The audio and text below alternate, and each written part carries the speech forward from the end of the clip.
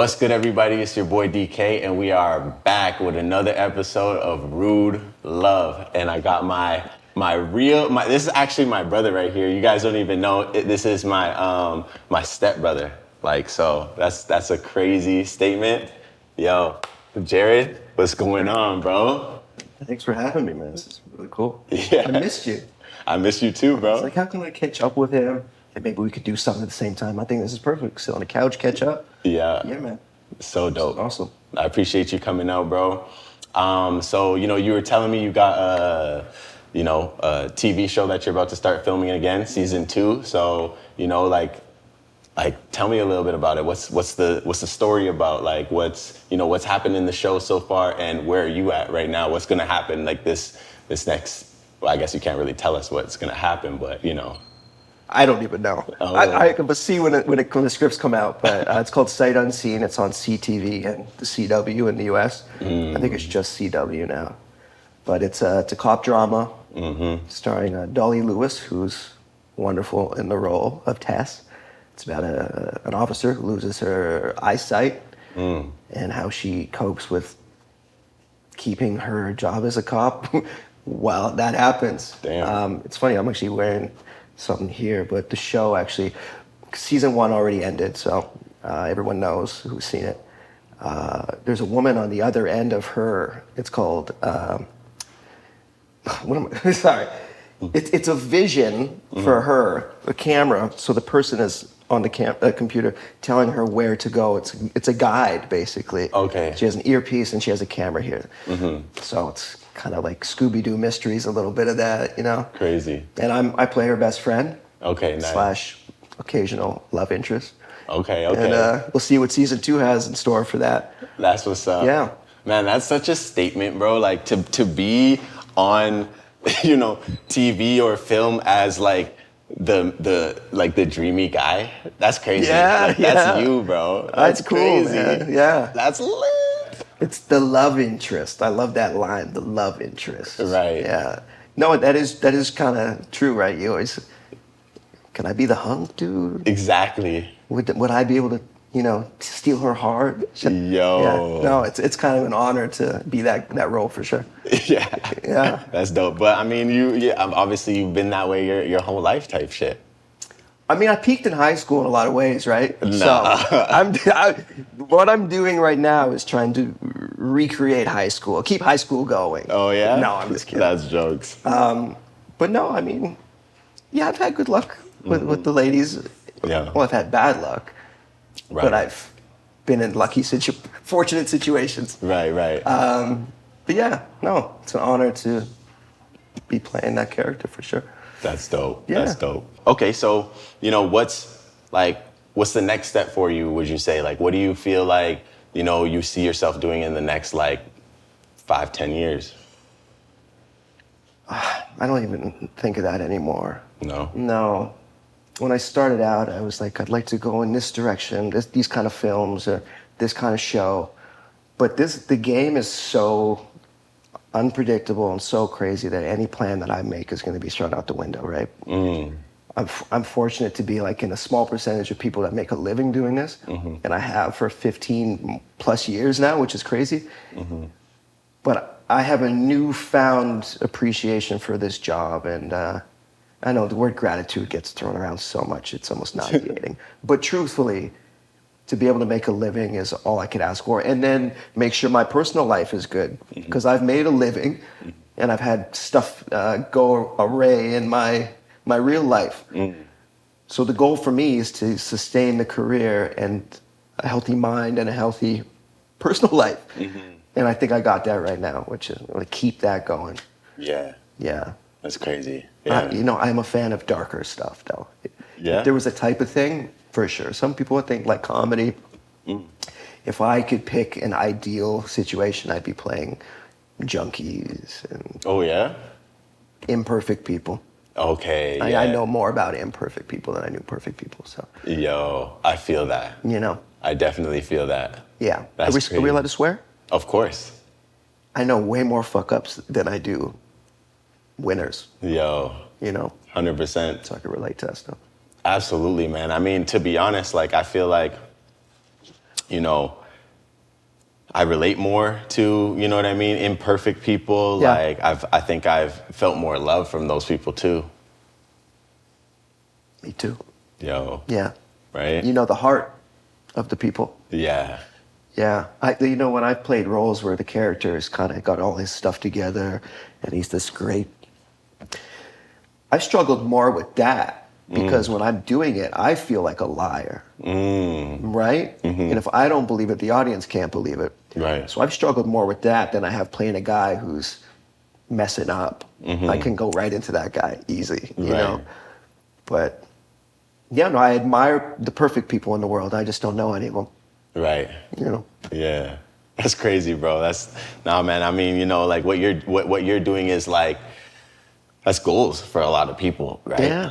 So that's dope, man. You know, I'm like blessed to just be, you know what I mean, in like close proximity to you, you know, as a step bro. You know, obviously we didn't like grow up together, but you know, I remember we were just talking about this. I remember seeing you like I couldn't have been older than 4 years old, you know, when I first seen you. Yeah. I think I can even remember. I don't know if we were playing basketball or like doing something, but yeah, I just remember like, you know, seeing you and just being like, damn, okay. And then you moved to Vancouver like some years after that. And then, you know, there was a time when I think that you kind of obviously got into a little bit of trouble. You got, you know, right? So I remember that and I was like, oh, damn. And then after that, next thing I heard, you were just doing your thing like heavy. DK, let me tell you, man. After high school, there were about 4 years where I went off the rails, directionless, because I didn't finish high school. Okay.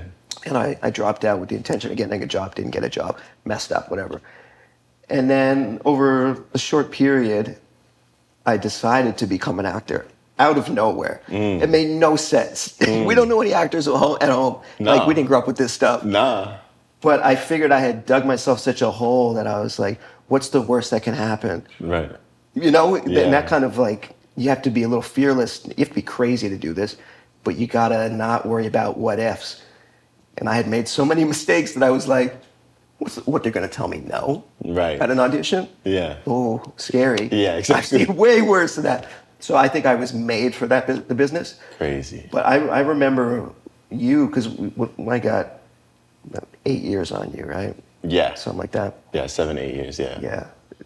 I want to say, I don't know if your people know this, but from the time that I met you as a young man, young boy, always respectful. You're always such a sweet dude, man.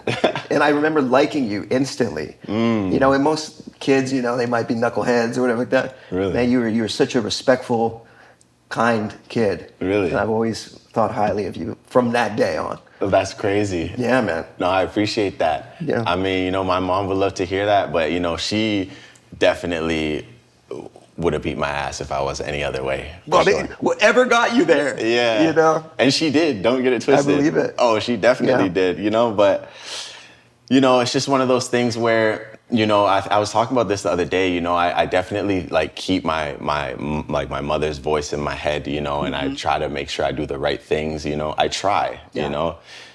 But, you know, I mean, obviously it's tough, like as a man, as a black man, as just a human being in this world, you know what I mean? But I try my best, you know. Well, she did a great job. Yo, appreciate that. On that point, though, if you think about us young black men, a lot of black boys don't have any voice in their head, right? A mom who's not raising them, a dad who doesn't exist. Right. So that thing that keeps you conscious of your choices, it's like, mom, you know? Yeah. Everybody should have that. Right. But there's so many of us in the world that don't have a voice in our head telling us don't do that. We're making it up as we go. Right. Or we're seeing bad influences, music, media, whatever, and saying, and then you let that become the father. You let that be the influence, right? Right. So you know the importance of having a parent that is invested in you emotionally and all that stuff. But I don't think we talk about it enough as a culture. If more young boys had the dad saying, I will whoop your ass if you do this, Right. they wouldn't do half the things they do. But 100%. we're like lawless when we don't have parents that are doing what they should be doing. Right. It's a lawlessness thing, right? But that's perfect, man. Yeah, man. Yeah. Let's talk about, what do you feel, because you said, you're looking to make the move down to Nashville. Yeah. And that's dope. And because I was just in Phoenix, and there's something about like, it's crazy because us growing up in Canada, we think a certain thing about the States, but then Yeah. you go there, even especially to the southern like states, it's dope, bro. It is, man. It's so dope. It is. You could probably relate to this. When we were growing up, it was New York or LA. Right. That was all I cared about as far as America went. Yeah. If you would have told me that I'd want to live in Tennessee in my 30s, I would have probably smacked you. You know what I mean? It Yeah. doesn't make any sense. Right. And we kind of the black bubble. Yeah, yeah. It's like, well, the South. I don't want to live in the South. And Right. This or that. It's like rednecks and stuff like that. But oh my God, that stuff speaks to my head now. The Yo. country, the food, the Southern food, man. Yeah. So my goal is to head to Tennessee That's fire. and buy a house. That's what's up. Yeah, that place speaks to me, man. Yeah. It does. That's crazy. And what do you feel like is, the difference because I think, what age were you when you moved to Vancouver? It's 23. 23. Okay. So Yeah. like, how do you find that, these places differ from each other, from Calgary to Vancouver to, everywhere. LA, you've been everywhere, obviously all over the States. Yeah. But like, how do you feel? What's your thoughts on Vancouver? What's your thoughts on Calgary? You've been like repping for Calgary heavy, right? Like Yeah. like hometown hero type shit, which is dope, Thank you. So yeah. I have a soft spot for Calgary that I didn't really fully actualize when I was young because we have the thing of like grass is greener. Mm-hmm. So Calgary was kind of a thing. It's like, okay, this is my hometown, but I got to go do other stuff. But Calgary is such a huge part of my heart now. But each city that you mentioned, they're all very different, as you know. But you don't think they would be because they're only a few hours apart. But culturally, Vancouver has nothing in common with Calgary. Nothing. Calgary has nothing in common with Toronto, Right. But I grew up with my mom traveling, kind of gypsy life. Didn't really have a home. And every 6 months I'd be going to a new school. So I always had that tourist mentality already, which is good and bad because you'll come somewhere and you won't settle in. And you'll be like, oh, I can burn this down. It doesn't really matter. I'm going to be gone. Right. It's not a good mentality. But I'm grateful that I've seen most of this country. Most Canadians don't travel Canada. Yeah. They go, south. My favorite place is, I lived in Toronto as well. Toronto's too damn big for me now. And that's why I gravitate towards, like, you're talking about Arizona, Tennessee. Yeah, I think I'm an old man now. I like the slow pace. Right. Yeah. That's The Southern hospitality, I like it. That's What dope. about you? I would say for me, I don't know if I found a place that is like fully for me yet. Yeah. I definitely, one of the closest might be Phoenix for now. I'll always have a soft spot for Vancouver. Yeah. Same kind of like you, I've realized how much I appreciate Calgary as I've gotten older. But as far as like, outside of that, I feel like I don't know yet, to be honest. Like, I feel like I still need to see more of the world, That's fair. Yeah. Yeah.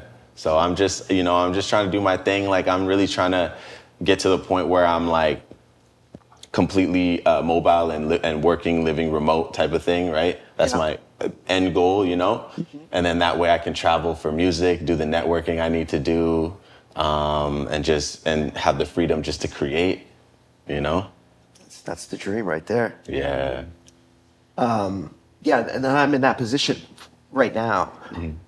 I don't know if I will be in a couple of years, but right now I am, where I shoot the show for 3 or 4 months a year, and then I have all this other time. And if I audition, I'm just throwing up a sheet on my wall. I don't need to be in the city. Right. And that's why I lived in Los Angeles for a while. And the reason that I lived there is because that idea of you got to be there, you got to go in there, you got to do all this stuff. You don't have to anymore. You go from the tape and then you move from there. But it made me realize I don't want to live in LA. Okay. I didn't love enough about Los Angeles to pine for it, but I love America. That's kind of how I ended up in the Nashville thing. But I think that's perfect. Yeah. Keep feeling it out. Yeah. Yeah. Make your money and feel it out, and then settle in. Definitely. Yeah. Yeah. So you gotta tell me too, like, because I work in film, like I told you too, Yeah. right? I'm in the music industry, so I'm around a lot of stuff, but I'm not in it. I wouldn't say I'm in it at all, right? Yeah. So, like, what would you say it's like to be, a famous actor? Like, as far as, like, you know what I mean? Like, Yeah. like, how do people treat you differently than they did before? Is it harder to trust people now? Dating. I mean, you don't got to get too into it, but I mean, it's a different dynamic, right? Because like the average man is kind of trying to like court or woo, like, you know what I mean, a woman, whereas like they're probably trying to do that to you. So that's like Right, yeah. First of all, thank you for the famous thing. It's very generous of him. Not true, but I respect that. Yeah, you're right. Most men are trying to audition for a woman's affection, right. And I think women play into it as well. They're like, okay, best one, step up. What are Yeah. you bringing? It's a fucking audition. Right. I guess I've been able to skip that process in some instances, superficially, right? They think the job's cool. They have an idea of how much you make, Right. even if it's not true. True. So that I have noticed, Right. is that I don't have to make my pitch as hard as I used to. Right. But it's all silly. You're right. It's all silly. Yeah, that'd probably be the biggest thing is you don't have to. You have to pitch as hard. Right. Crazy. But not too much has changed. Not too much has changed. I mean, when I was on the 100 for 7 seasons, I was on it, and I'd get recognized, and I've traveled to Europe, and I've done all these autograph signings, but I never had like a loss of anonymity. Okay. People yeah, be like, yeah. is he on the... Right. But I never had to hide and duck, and I was never swarmed on by women in clubs. If it came up, it came up. But so I can't speak to that. Okay, yeah. That's a whole different level of person. Right. Where you have to like hit them off for you. Yeah. And I don't know nothing about that. Okay, fair enough. Yeah, Fair yeah. enough. Okay. So, but I'm sure though, when it comes to, because even I've like experienced this, and I haven't even hit any, you know what I mean, kind of crazy levels or anything, but I've experienced like the people around me looking at me like, okay, this guy's popular or whatever it is, and then having the dynamic of like friends even, acquaintances, strangers, I noticed that change like over time and different things, right? Yep. So I'm sure you definitely probably experienced that a lot I don't know LA because there's so many famous people there anyways. Yeah. But No one gives a shit. Yeah. So, but in a place like Vancouver or Calgary, you probably experienced that, and probably even with your like actual friends, like people who've known you forever, right? Like. Yeah. That the line of I gotta say I've had good luck in that regard. I haven't met too many cutthroat, probably because I avoid them. But I haven't been stabbed in the back a lot. But what I have encountered is people acting different for no reason. So I that line, don't forget about the little people. Yeah. Don't forget me. Oh. I've had people say don't change or whatever, which you should always change, by the way. Right. Fuck all that. You should always change. Right. But people have acted different with me. Right. And they've made our friendship a little strange. Because they're not operating from an authentic place anymore. They're treating you like someone that might have like some secret sauce that they want. Right. And that makes things weird, yeah. Crazy. But I've only had that a few times, I gotta be honest. That's a blessing. DK, I avoid a lot of people, man. Yeah. Yeah, I live a pretty quiet life. Yeah, no, I definitely always got that, Yeah. got that vibe, you know what I mean? Yeah. So that's dope. But I've met all the types. Yeah? You know, there's the thing about there's five types of people in the world, and you'll meet them and they'll kind of just go into a Over and over. circular.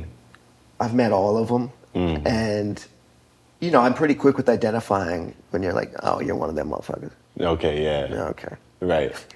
I'm not paranoid, but I think I have enough,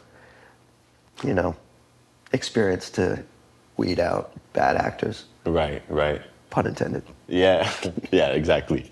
Right? No, I mean, Yeah. you have to be though, I mean, like I feel like I don't know if it's just getting older or whatever it is, but Yeah. it's definitely a thing where, like you want to be able to not control your life, but be able to allow like the right energies into your life. For sure. Right? Yeah. So how do you identify real love in general? And then we can get into different types of love. But what does love mean to you? I didn't know. I didn't know what love was my entire life. I had family convince me that certain things are love, and I'm old enough now to be like, that wasn't love, that was something else, in a bad way, right? Or infatuation. Right. Or obsession over a girl. Like, love, I can't be without her. That ain't love either. It's only recently that I concluded that love it has to be selfless. You have to say it whether or not you'll hear it back.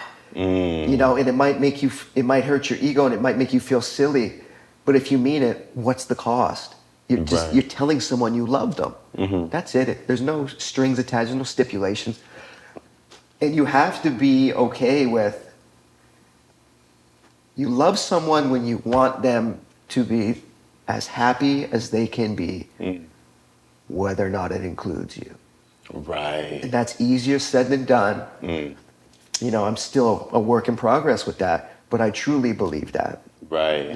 There's some special people I know, and it's like, if our friendship ended tomorrow, I would just hope that they're okay. I love them. Right, right. That's love, man. Yeah. My opinion. Crazy, yeah. No, for sure. That's true. I feel that. And you said, as far as infatuation and these types of things too, like I feel like I've been through that too, you know what I mean? For sure. Like, especially me being like an artist, I feel like I'm naturally like, what's the word? Like I romanticize like, everything. Moments and images, you know what I mean? That's the way it is. So, a couple girls had my head going crazy multiple times, had me going crazy, you know what I'm saying? Yeah. And what you said was so deep too, because, as much as I felt like I did love them at those times, which I don't doubt that I did, but at the same time, I do realize that part of continuing that, like, love, because it never dies, but is being able to just let that person like go and be happy type shit, Yeah, real. that's perfect, because I always thought, I love her. This chick scorned me. Fuck her. Right. I hope she never meets someone. I hope everything goes bad for her. Right. But I've experienced it different, where it's like, I won't be there. I love you, and I hope that someone else keeps you safe. Right. And you get every dream you ever had. Every dream you've ever opened up to me about having.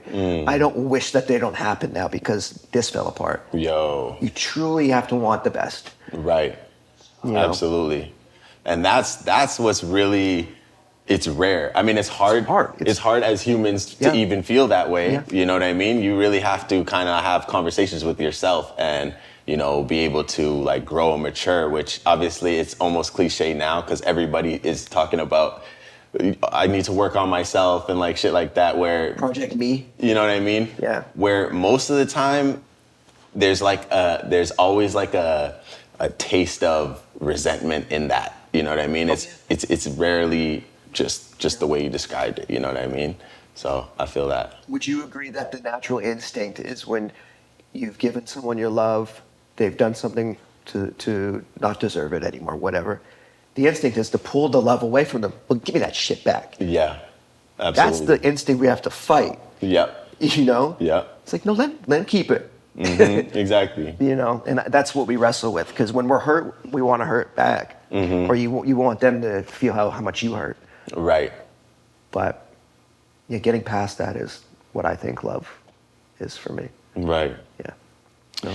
Yeah, I mean, you know, I would say that I had like two serious serious relationships or whatever, right? Like, and you know, the first one for me, like, after that, I was fighting it, you know, like I was like repressing like my feelings, you know what I mean? Trying to act like I wasn't tripping or trying to replace her. I tried it all, right? Yeah. You know, and then so after the second one, I was really like, okay, you know what? Like, yeah, like I feel the loss and I'm gonna like not shy away from that. You know what I mean? Perfect.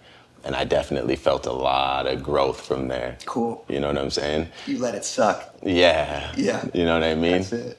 Because, you know, like as men who, you know, we don't like, you know, have that relationship with our fathers, I feel like that's also another big problem because then we don't really know what it means to be a man or how to like, you know what I mean? How to, you know, express or even accept love in different situations. You know what I mean? Yep. And, you know, so as much as like, I think we're in very similar situations, even though they're completely different though, you know, because obviously like, you know, your dad ended up being my stepdad for the longest.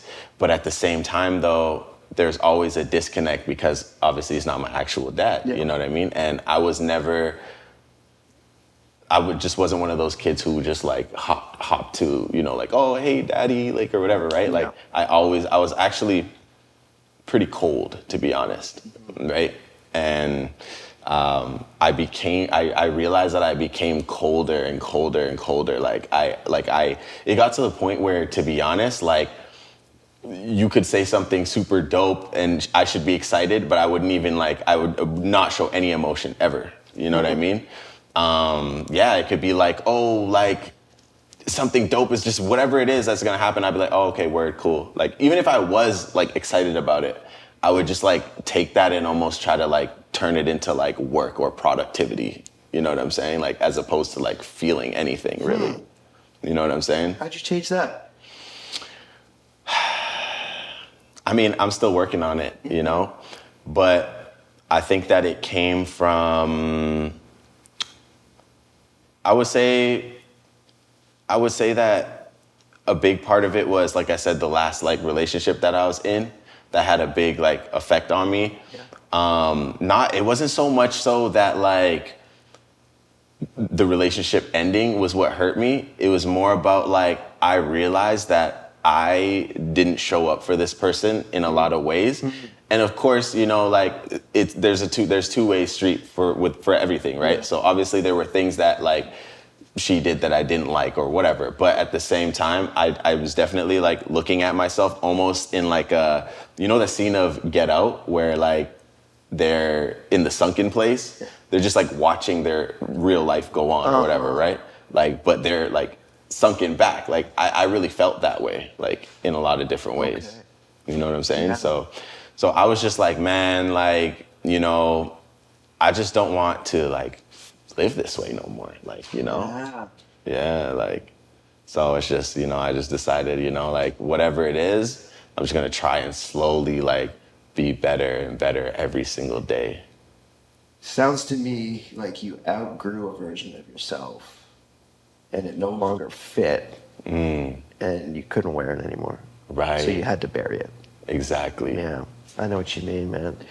Did you have like a purge of it, or you say you're doing it slowly, or was it all like get the fuck out of me so you could start fresh, or is it just slowly? I would say it was.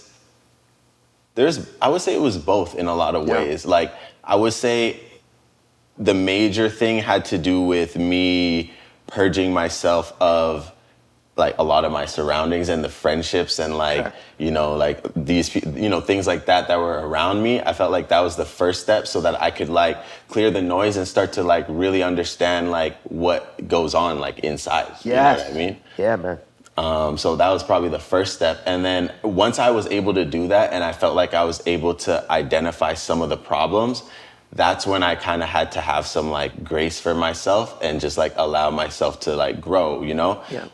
And that was where I started to appreciate like the different types of love that were like in my life. That previously I probably would have definitely just took it for granted, for sure. I know what you're saying. You know? And it could be like anything. Like it could be like I've thought about so many different things, from relationships to friends to even like, this is another thing I was thinking about today. Like I wish that I went that I stuck with basketball longer, but really the reason why I didn't was because I had resentment with my high school coach, right?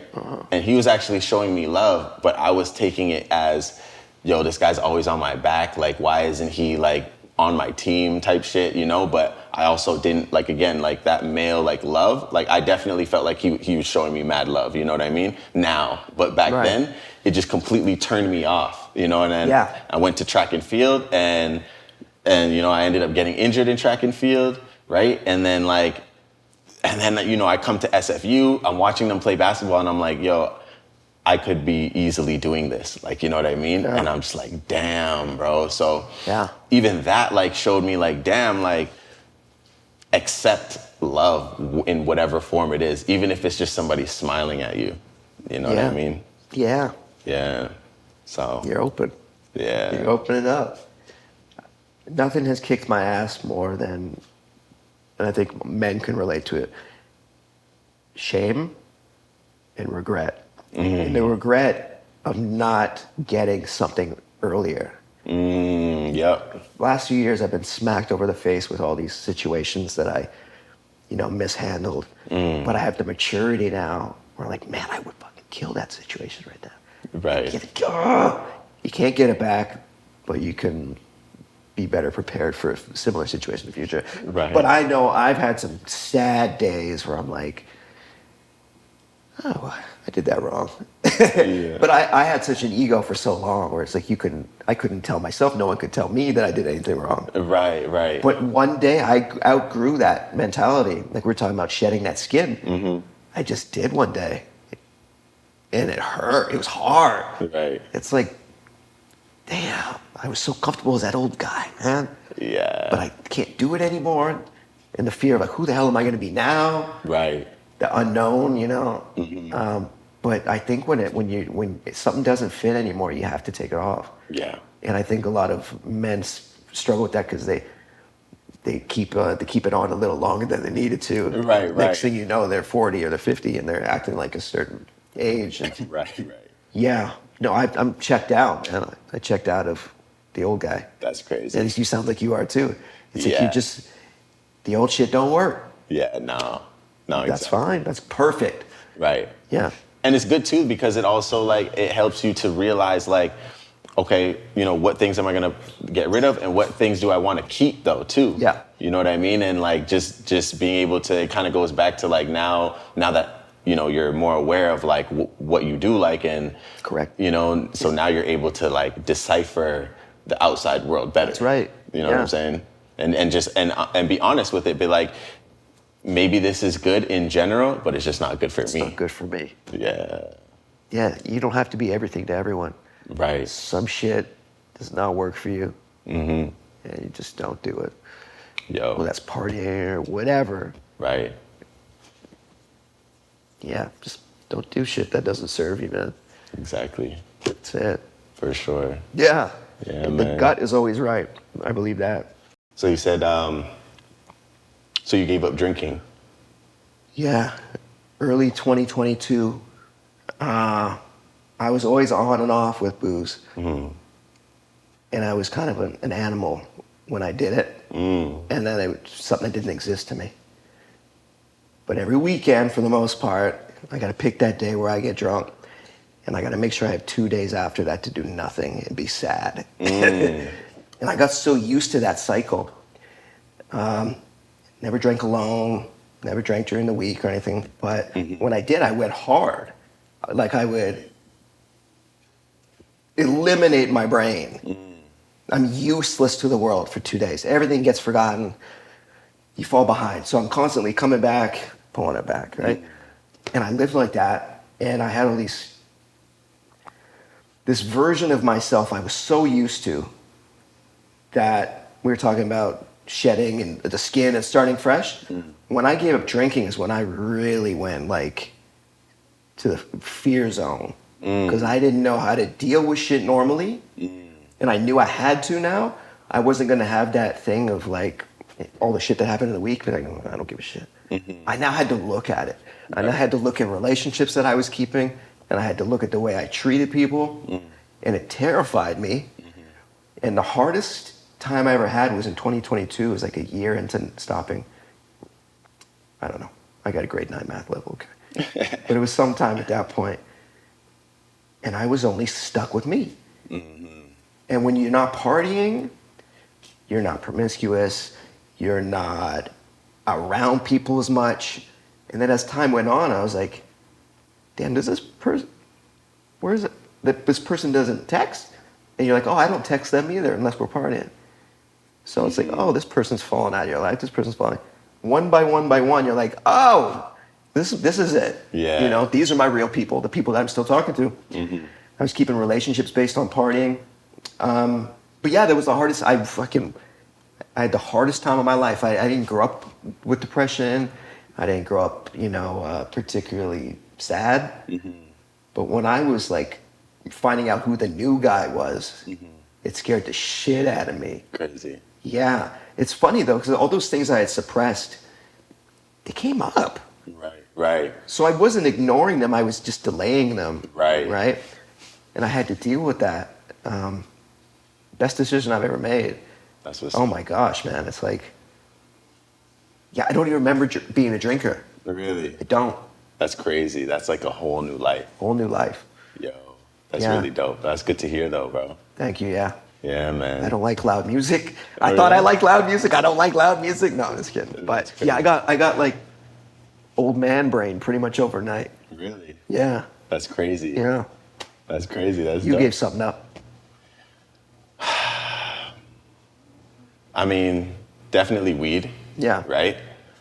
Definitely weed, yo, because like it got to the point where like, I remember the days and it was fun, you know what I mean? Like where I would just, like I would pretty much refuse to drive unless I had a joint rolled. And I was like reckless too because like, I had my windows tinted, like I'd just be driving. Like I really was like on some, like, yo, I'm him. You know what I mean? Like I am him before they was even saying that. Like I'm so him. Yeah. And I still feel that way, but but at the same time, like it just became something so deep into like who I was and I started to realize that, I think I'm still trying to figure out what it was that went wrong for me. I don't think it was only like smoking weed, but I definitely think that like when you smoke weed, you kind of like your mind can just really travel in certain directions and you can really create like a scenario that, it's probably true in some aspects, but a lot of it is not fully true necessarily or whatever, right? And so I just felt like I felt like a lot of my bad traits were like at the forefront of my personality, right? And I was like really, and that's why it's crazy because, I'm like Rude Boy Dkay on social media, right? Which it started off as like kind of a joke or whatever, like just because Dkay, it's 4 letters, you can never get Dkay on any platform. I've like literally tried, you know what I mean? Yeah, like, so, like, my homie at the time, he was like, oh, I said it in a song one time. So he's like, oh, Rude Boy Dkay. And I just ran with it, right? But it really like was true, not because I'm Jamaican, which I'm not, but it's just like I had that like rude like vibe to me, which I still think I do have it in a lot of ways. I think that I'm very, like, I'm a straight shooter in a lot of ways, you know? But at the same time though, I was definitely like a just abrasive person, like really, for sure, you know, and that's something that like I'm trying to like work through and just like like get rid of, because I feel like there's a time and a place for it, and a lot of the times, even though I can justify it, it's like sometimes people need to feel love, and that's the thing that like I had to learn a lot of, which is that like, yeah, because I'm like a critical thinker, I'm like very logical and things like that, so yeah, a lot of things like make sense, but a lot of life, I feel I'm learning, right, it's the feeling of it. You know what I mean? It's really the feeling of it, and having people feel a certain way when they're around you, that can completely change everything. Like that can literally that's where the magic actually happens. That's, you know, right, what I'm saying? Yeah. So, yeah, man. That's a great point, because that's one of the things I realized as well when I was coming out of my whatever. I was like, I really didn't put a lot of stock in how other people were feeling. Right. I really didn't, and I thought I did. I thought I was a good listener and all that stuff. But if I had canceled on someone, or whatever, you name it, I never really gave a lot of attention to how they might be feeling about it. Mm-hmm. Selfish. I was a selfish guy. Yeah, man. And I didn't think I was, and that's the worst kind of selfish guy. Yeah, thinks he's like right, you know? Right. So, yeah, man, making the choice to feel shit, even if it's uncomfortable, is like life-changing, right? Yeah, absolutely. And I still, like struggle with that. You know what I mean? Like, I feel like in a lot of different relationships in my life, like friendships, definitely romantic relationships, right? Like, so, I'm just trying more to like have more empathy, right? And just really actually put like myself in someone's shoes and be like think about the last interaction that I had and be like, okay, how does that person really feel like about me? Like, how did I come off? Because at the end of the day, right, they say that they don't remember what you did, they remember how you made them feel. Yeah. So. That's true. Yeah. Everybody thinks they're Tupac. Everyone thinks they're hard, like whatever, right? Mm-hmm. But everyone throws around like, I just don't give a fuck. Yeah. It's almost like the I see red guy. Right. I don't give a fuck. I don't care what they think. I can say that for a large portion of my life, I was the real I don't give a fuck guy. Mm-hmm. I did not care how you felt about it. Right. I tell you what I tell you. I do what I do. Take it or leave it. Mm-hmm. And then overnight, I became the guy that feels everything. Crazy. It fucked me up. Yeah. Yeah. Yeah, well, I'm proud of you. Yeah, man. You too. Yeah, thanks. Hell yeah. Yeah. Yeah, man. You're doing your thing though, so like it shows, I think, you know what I mean? Like I think that, talking about the universe and everything, it's so cliche too these days, right? But it's true though, in the sense that like, clearly I think that when you make the choice to just like do better and have better for yourself, like better definitely does. No, for sure. Come. Yeah. You know what I'm saying? I'm not going to lecture your audience about faith, but God. I was an atheist for a very long time, right? It goes with that. I don't give a... Yeah. I don't believe in anything. I don't believe in anyone. But I was also like a clear, like an empty vessel. I didn't have particular beliefs. I didn't have stances. I had none of that. I was empty. And I found guidance in Jesus Christ. I did. I was like, everybody believes in something. Because I always said universe. And I think it's a cop-out for a lot of people too. Because God is kind of a dirty word. Yeah. So people go to universe. Right. But as far as or they go to horoscopes. Right.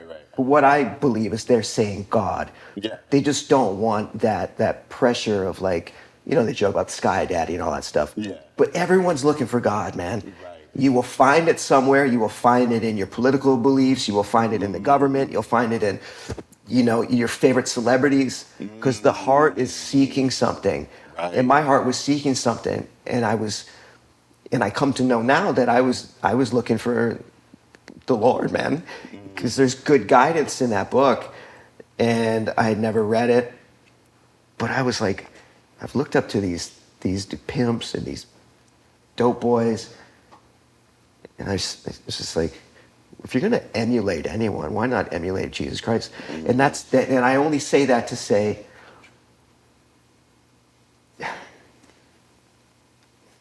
it's a pretty good guy to emulate. Yeah. You know what I mean? Yeah, yeah. And that just means living Christ-like. You know, I'm not going to dispute religion with anybody. I really don't care. Yeah. But when I set my life with the intention of living Christ-like, how Christ would live, Right. I think it's foolproof. I think I'll treat people better. I'll treat my family. You know what I mean? I'll be of more service to the world. Right. Because the shit I was looking up to before was not good for me, man. So for me, everyone goes on their spiritual journey, right? I did too.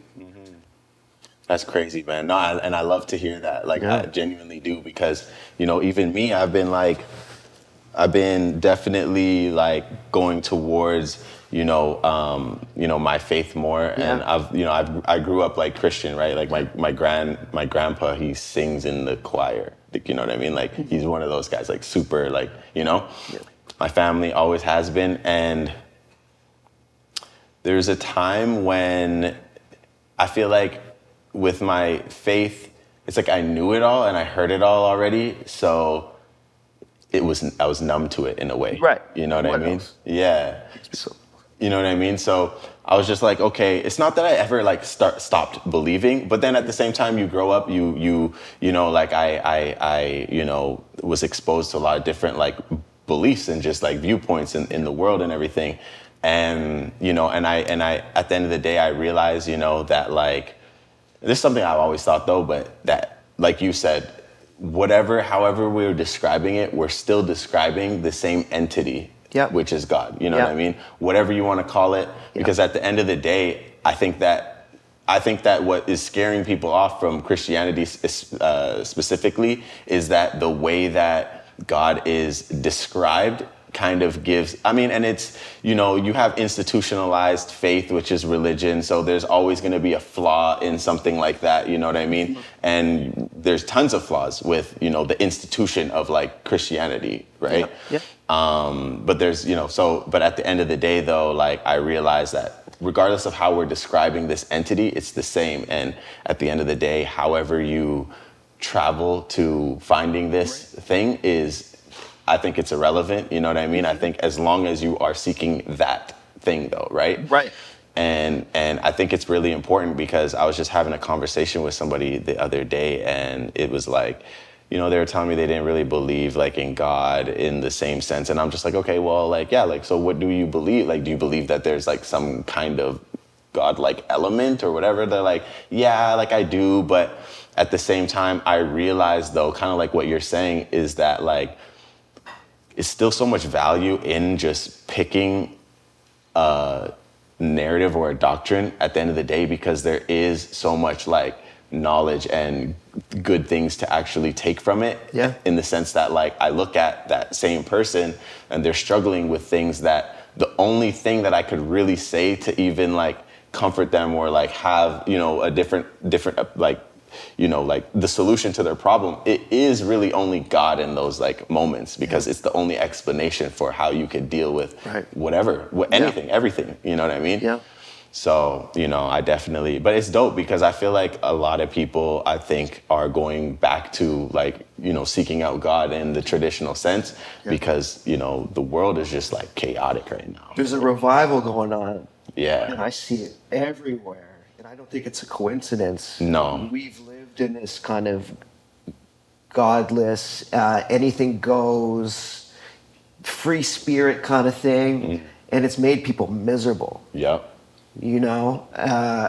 Because again, the human heart has a longing for something more. I think we crave God or universe, whatever you call it. Right. And there's people like myself that were seeking out. I was like, what is this hole? It wasn't booze. It wasn't women. Right. There's something I'm missing here. And that's how I ended up there. And I think everyone's alone. They're lonely. People are struggling financially. Yeah. And they are asking themselves questions they wouldn't have asked themselves previously. Right? And we don't live in a world that really promotes God. We live in a secular society. Yeah. Where it's just like, your ideology is all you need. Right. And it's not true. When we were growing up, and even further back with me, God was kind of like an unspoken thing in culture. Yeah. It's just right? like obviously, right? Just obvious thing. Yeah. And at some point we pulled it out. Right. We got rid of it and say now it's whatever you feel, and it's made people miserable, man. 100%. So people will join movements, this movement, that movement, this flag, this, that. But I think that's all to just delay their arrival spiritually. Yeah. 100%. Yeah. And so, I mean, and it's possible to never arrive too, right? It is possible. Right. But they're going to crave it forever. Right.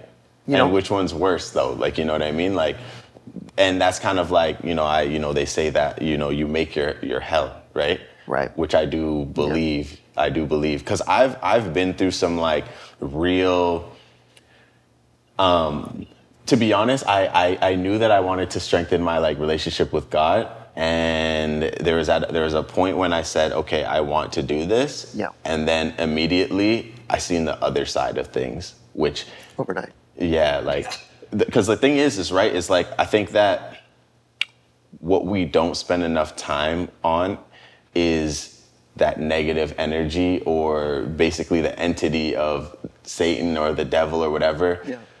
I feel like that has become almost like it's almost like a gimmick, or it's almost like cartoon. You know what I'm saying? Like, Yeah.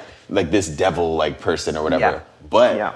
But I really came up in, like, close and personal with devil energy. Like, I really have, I've seen it manifest in so many different ways that I'm just like, yo, okay, like, now I get it. Yeah. That helps me understand my situation, because I wasn't necessarily looking for God. What happened was I had seen so much evil, like truly demonic, dark evil, that I thought, I'm a rational person, I'm like, there has to be an opposite to this. Right. And I seeked out the opposite, because the evil's in our face every day. Everywhere. Yeah. Yeah. So you're like, what else? Right. And that's how I went there. Because to your point, we are in a spiritual battle in this world, man. Yo. And I underestimated it. It wasn't until about 2020 where I was like, this is good versus evil. Yeah. That we're living right now. 100%. That's World War III. Yeah, like, true. It started, and that's what it is. Yep. It's a spiritual war for sure. We're in that. Yeah, absolutely. It scared the shit out of me. I was like, I want to be on the right side of this. Yeah. Because I behaved in ways that you could think that guy might be dark. Yo. Right? I had dark behaviors occasionally. Yo. And I could not do that anymore. And I hate hypocrites. And I started to feel like I was a hypocrite because I was doing things that I didn't particularly believe in. But I told myself I was this great guy. Because my actions weren't reflecting it. Right. And I was like, I got to get right, Yeah. But yeah, I'm glad you know what's going on. Oh, yeah. It's dark out there. It's dark out there, man, for sure. And it feels like there's not too many of us out there, you know what I mean? Like, that really see what's going on. But it is, I mean, it's one of those things too, when you make the decision to open your eyes, then you can also see others that also see too, you know what I mean? I think you'd be surprised. Yeah. There's a lot of us. I think a lot of people that I've come across, most people will agree with me that I'm in my life, but people are afraid of sounding silly by saying that. Right. Because it goes back to the cartoon thing. Right. Spiritual warfare? What are you talking about? Right. So people get shut down, I think. Right. But there's a lot of us, man.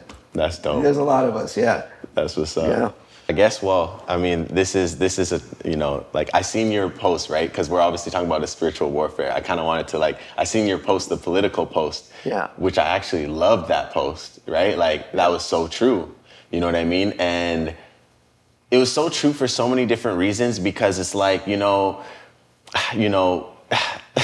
a long time, and still, a lot of people are like, oh, like, how could you I've heard this actually just this week, like somebody was cracking a joke. They were just saying that Trump is like a funny guy, right? And then somebody else was like, I don't know how you as a colored person could say this or whatever. And I'm just like, yo. But then also on top of that too, with the whole Kamala thing, and then, you know, I'm looking at Quavo and I'm looking at, what is it, Meg the Stallion or whatever. And I'm just like, yo, like everybody is so lost, like on both sides. It's like disgusting almost. Yeah. You know what I mean? Yeah. But I like what you said though, because at the end of the day, yo, people need to search for the good. Don't just parrot what everybody else is saying. You know what I mean? Like, Brother. listen to what somebody says, right? And it's like the amount of times I've, you know, like I personally, and I could be wrong, but I don't feel any kind of way about Donald Trump. I really don't think he's a bad guy. I mean, I don't think he's any worse than any other dude, you know? I don't think he's more racist than the average old white dude, to be completely honest. Less racist, to be honest. 100%. You know, I think he likes black people, to be honest. Loves them. That's Yeah. what I don't understand. Anyways, man, that's Yeah. the point, though, is that people have arrived at these conclusions because they were told it. Yeah. Exactly. Nobody has one quote of Trump saying anything racist, but they were told he's racist, and that's enough. And that's so rude of the media to think we are as dumb, Right. that they can just put the message out and it's going to carry on. Mm-hmm. And the reason I made that video is because I watched for years, man, Mm-hmm. for years, people that didn't know anything about politics, taking these political positions, the approved position, which is Democrat. Right. Of course. And they adopted that like a religion. Right. I can name a handful of people in all the years of acting during that presidency that would be able to tell you the name of 5 U.S. senators, dead or alive. Right. Like, these aren't individuals that are like the thought provokers of our time. These are people on a team. Right. It's blue team, red team for these people. Exactly. And the reason I made that video is because I had been saying that in my head for years. And I held on to certain relationships because I was like, I don't want to ruffle it or whatever. But I had to get that shit off my chest for me. Right. If nobody saw that video, I'd be fine. It's like, oh, I've said it. Yeah. Now I can just stop thinking about it.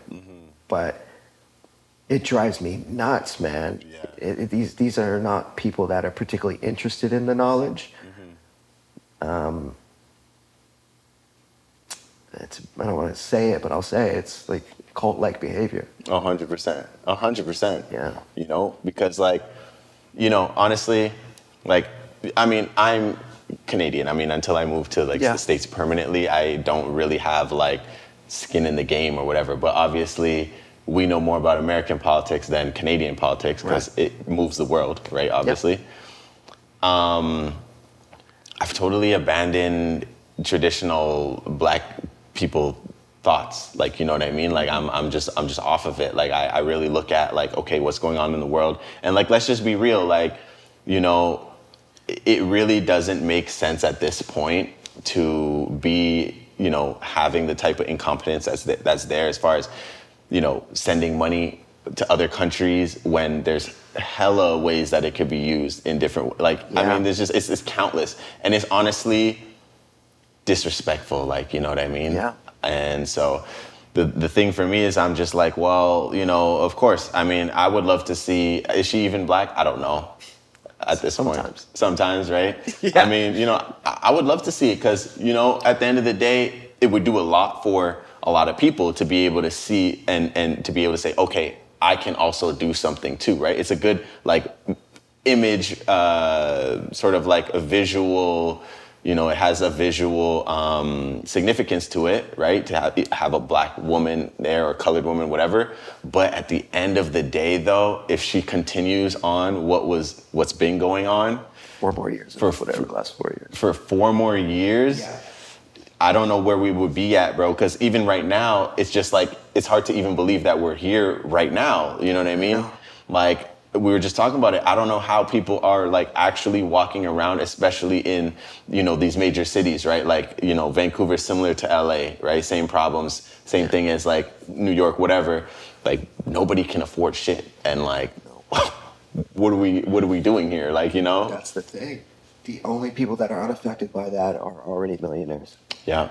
And they're the ones that always advocate for certain politicians Right. that have certain policies because they won't feel it. 100%.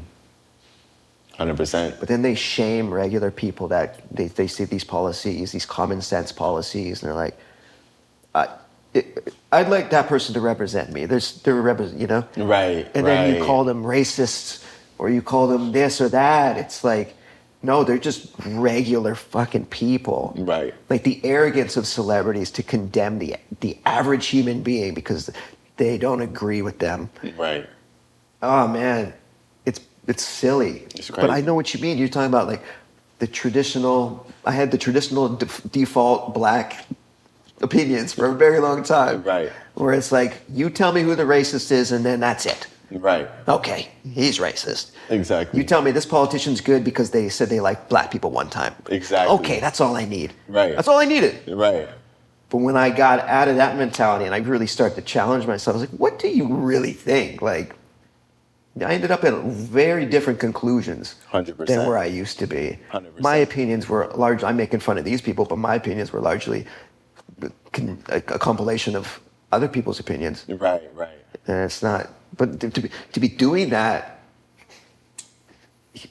people can really affect the future. If it's one thing, if you're talking to some doofus about politics on the couch. Mm-hmm. But if people are really going to enact bad policies that screw the world up, Right. then it's serious. Exactly. Yeah. That's why I actually really loved what you said and this was some shit that I was just telling the homies because we were, getting into trading a little bit.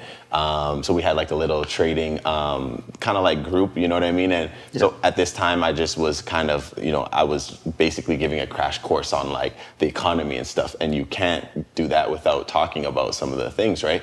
And so that's why I was actually saying to the homies, I'm like, yo, this is the reason why we need to care about this shit because like even if it's as simple as, okay, what is the interest rates doing? Yeah, we're trying to speculate on that for trading, but at the end of the day, this is how you look at the macro of like what happened here and what's happening, Correct. what's going to happen, right? Correct. And, so all of these moments, 2008, COVID, right? Like what's going on and what's the political landscape? What's the social landscape? What's the international landscape that's creating these like scenarios? And so we have to be aware of this. And it's something that isn't talked about enough in our culture. And that's like the sad thing. You know what I mean? If anything, I mean, I like, where is black, like, conversation these days? It's definitely not there though. I mean, silly stuff. Still, you know what I mean? Yeah.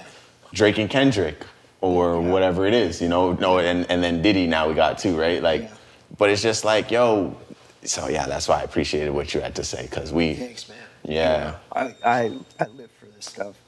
For So real. America had energy independence. Oh yeah. They shut the pipeline down. The prices change. Yeah. So I'm not American. You're not American. Can't vote. But 4 years of 2016 to 2020, whatever. 4 of the most prosperous years in American history. Yo. Economically and financially. Yeah. These last 4 years, 4 of the worst since the Great Depression. Yeah. I'm just saying, if people wanted that life they had back, could you really blame them for voting for the guy that was in charge while that was happening? Exactly. You really can't. Like, No. you really can't. No. And it's crazy, and it also loops back again to, we don't need to get too conspiracy based on it, but sometimes it's hard to not when you look at some of the things that are going on, especially when, and I hate to say it though, with the Democratic Party, you kind of ask yourself like, how could any thinking person think that this stuff is going to work? I know. And then you almost have to believe that, is there infiltration from like other countries? Because it's almost like they say, they say like if you're doing something wrong, you're pointing at other people that they're doing it wrong, right? Yeah. When you're really doing it wrong. So Yeah. I mean, when you accuse like Trump of this Russia collusion and like all these other things, making deals with other people, are they doing it because Projection. You know what I'm saying? Yeah. Because who does this benefit? It definitely doesn't benefit the American people. No, exactly. Saul Alinsky's book, Rules for Radicals, one of the first things in that book are accuse your enemy of what you're doing. Right? That's crazy, yeah. Yeah. And it's not really a secret that there are incentives from people that are not American to influence the way America votes and the way America does things. Yeah, I don't think American politics have been about American people for a very long time. No. I think Trump is maybe the first president to actually be the president, Yo. maybe ever. Yeah. And I think that's where the problem comes in, because people cannot make the mistake. These people are not stupid. They are not inept. They're not trying stuff and failing. This is by sheer decision making. Right. Absolutely. If they can flip the switch, make America energy independent tomorrow, if they could close their border tomorrow, Yo. they would. Yeah. They can. Yeah. There's a reason they don't want to. Yeah, exactly. And people need to stop thinking that they're just dumb. Yeah. They're not dumb. Right. It's crazy, man. And it's like really, people are getting into the conversation of, yo, is it the final days of the American empire? Yeah. There's a few things that can stop it. There's a few things, Yeah. a few people that can stop it. Right. But we are witnessing the intentional end of Western civilization. I think we are watching the intentional destruction of the empire. Yo, 100%. It really has to be that. And it's crazy because it's like, wow, though, what a time to be alive, though. You know what I mean? Because really, and I tell people this, like this time period is going to be talked about in 1,000 years, in 2,000 years. For sure. 100%. Like we're literally watching like history unfold. It's unreal. One of my favorite quotes is, there are years where nothing happens. And there are days where decades happen. Right? Yeah. So we were complacent 90s, 2000s, whatever. Yeah. I think I fucked that quote up, but the last 4 years, Yeah. all in one. And I used to resent it. I was like, why do I got to be around for this? I wanted the good times. But then the only way I could get out of it was by being like, I think I'm here for a reason. Right. I think I'm here to like push back. Right. Because if everyone that felt like this pussied out, then you give them a free walk. Right. No, I don't. I'm not accepting this. 100%. We have to, because if it's not us, then who is it going to be? Nobody. And that's the thing. Like, we're looking at, okay, we're talking about the American empire. So who were those people who, picked up their swords and went to war in the Roman Empire, or you know what I mean? I think that maybe right now the answer isn't physical war, because we're not having a physical war. It's a spiritual war. So now if we believe ourselves to be those men, those same warriors or the people of that, caliber, then we have to also be willing to go to war in the relevant sense. Our voice. Absolutely. Your voice is your weapon, and they know it, and they hate it. Right.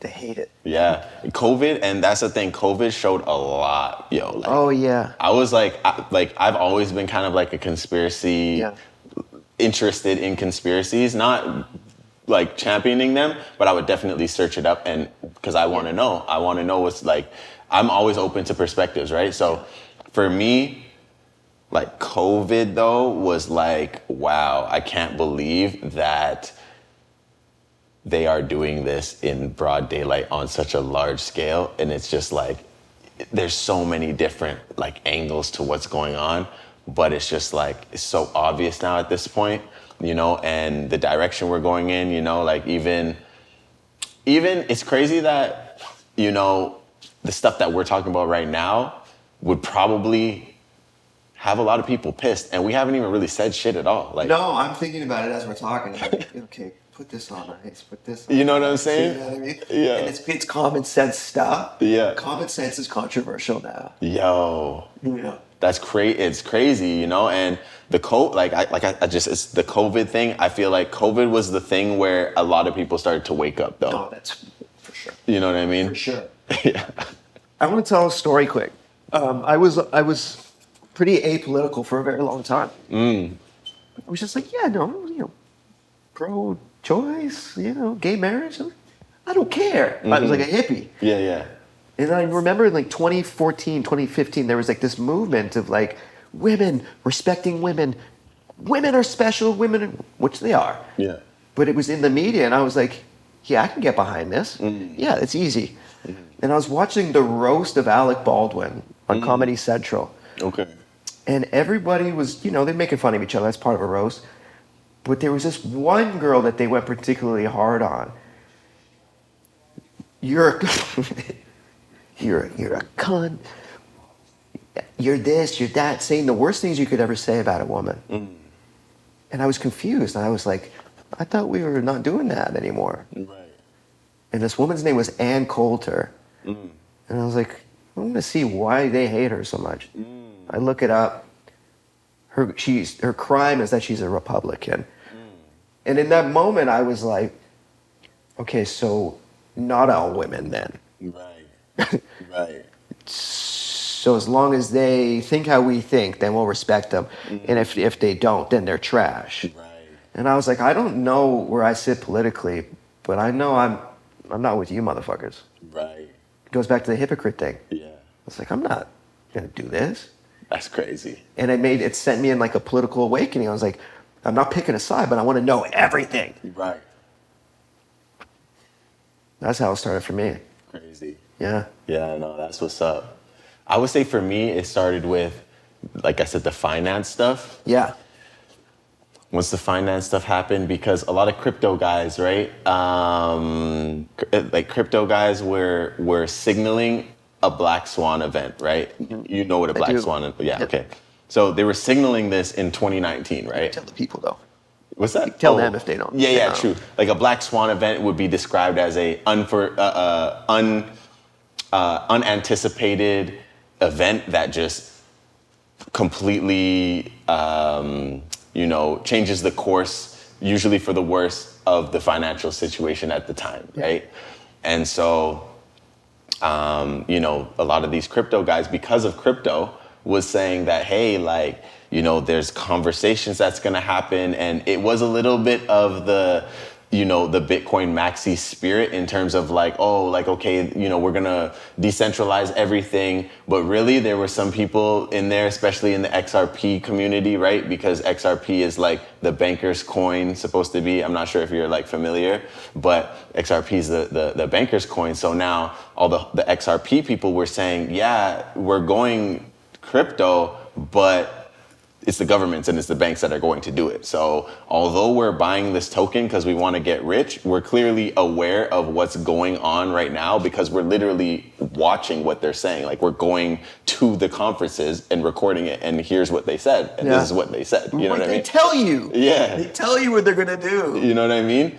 And so, for me, I was just like, okay, it's clear. And then, so what happened for me was when I seen, because in, I think, October 2019, for a day, the price of oil was negative. Yeah. Do you remember that? No. Oh, man. The price of oil was negative for a second. So I just realized at that point, so what does that mean, right? Because the US dollar is very linked to oil, right? So that means then if I wanted to buy a barrel of oil, that means that along with the barrel of oil, you would give me money because the price is negative. So clearly the whole system is broken. It didn't work. But it was like a blip. It happened. They corrected it. You never heard about it again. But in the crypto community, we were like, yo, like the jig is up. Like, what are they gonna do? It's broken. Yeah. And then so not long after that, I'm talking October, then boom, November happened and they started talking about COVID, right? And I heard it, but the thing that made me pay attention though was that on the news, they were saying that, oh, if this becomes a pandemic, this is going to be horrible for the economy. And so that showed me everything, because I was like, how, no matter who you are or how high up you are, you can't predict the future. And why is this a thing when every, H1N1, all these things that happened before, they never affected the economy. Right. So like, why is this now? Yeah. And then boom, it happens. And then once they shut down the economy for me, that was when I was like, okay, for sure, this is it, for sure. Because when have they ever shut down the economy? Never. Like through all the world wars, Hiroshima, like literally, they never shut down the economy until now. That to me showed me that this is the most important thing that we need to like focus on right now. You know what I mean? Yeah. You know what's going on. Yeah. Yeah. Yeah. Event 201? Yeah. Hey. Hell yeah. Fuck, man. Man. I'm proud of you. I'm glad you're awake. Yeah. We'll see how we edit this, but Yeah. we have the documented conversation when we want it. Yeah, exactly. Yeah, man. For sure. Yo, I appreciate you, bro. Yeah, I love you, man. Love you too, bro. Yo, we definitely got to kick it at least, I mean, I know you're starting to shoot soon, but I'm here. yeah, we got to kick it, bro. Let's do it. Yeah. Yeah, let's film it every time. Yo. We could. Yeah, we could, but you never know. I mean, these are good conversations. Like, Great conversations. hell yeah. I'm glad we didn't talk about it in the street. We got it here. Exactly. Yeah. Hell yeah. All right, All man. right. Well, that's it for today, y'all. Appreciate you guys for tuning in. And where can they find you? Shoot. At Jarod Joseph. Instagram, no X. That's it. Don't really use Instagram, but that's my name. That's where I am. Dope. That's what's up. Yeah. All right, yo. Later.